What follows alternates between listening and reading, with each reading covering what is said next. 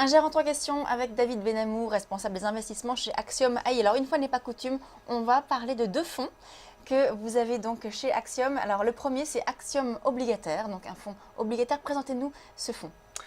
Alors oui, deux fonds, parce que ce sont deux fonds qui présentent deux approches différentes sur le secteur bancaire aujourd'hui, qui est pour nous une grande thématique de l'année 2015. Alors, Axiom Obligataire, c'est un fonds qui est spécialisé sur la dette bancaire qui va jouer les changements réglementaires qui marquent les banques depuis le 1er janvier 2014. Alors, pour faire simple, vous savez qu'il y a une grande réforme réglementaire qu'on appelle BAL 3. Ce que pourrait avoir cette réforme réglementaire, c'est qu'une partie de la dette des banques qui comptent comme capital va sortir petit à petit du capital réglementaire des banques pour être remplacée par une dette qui répond à des nouvelles règles. Ce qu'on va jouer en fait sur ce fonds, c'est tout simplement le remplacement de ces anciennes dettes par ces nouvelles qui se font soit avec une prime par rapport au prix de marché ou une prime par rapport au niveau de remboursement de l'obligation.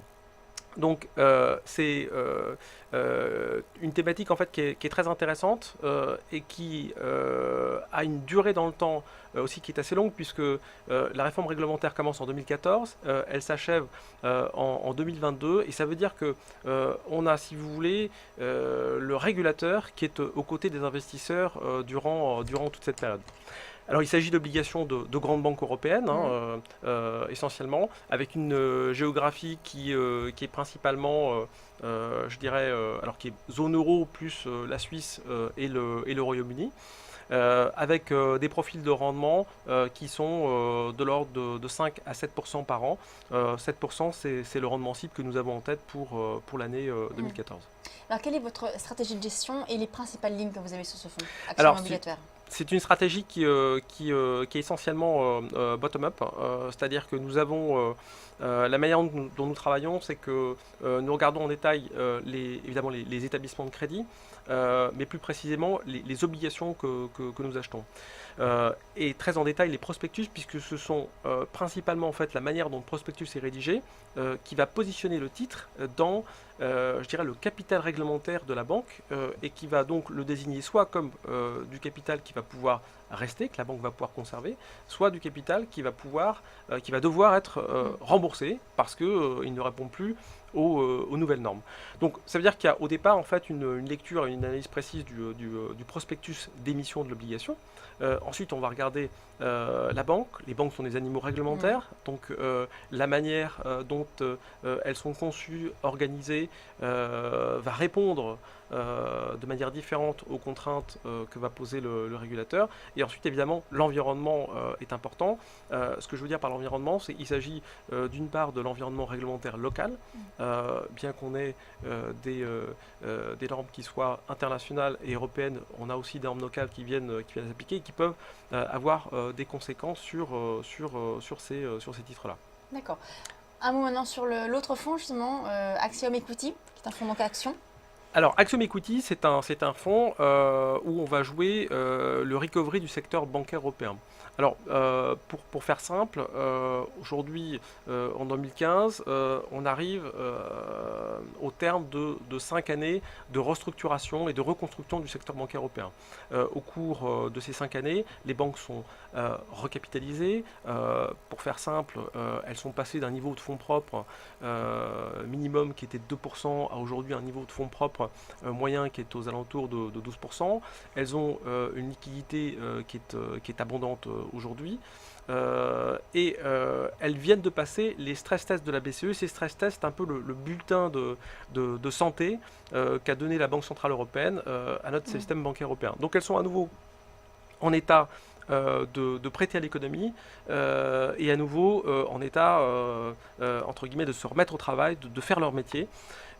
Et donc, ce que nous voyons, nous, aujourd'hui, pour le secteur bancaire, c'est des perspectives de revalorisation importantes, car évidemment, la crise étant passée par là, on a des valorisations de banques aujourd'hui qui restent sous pression.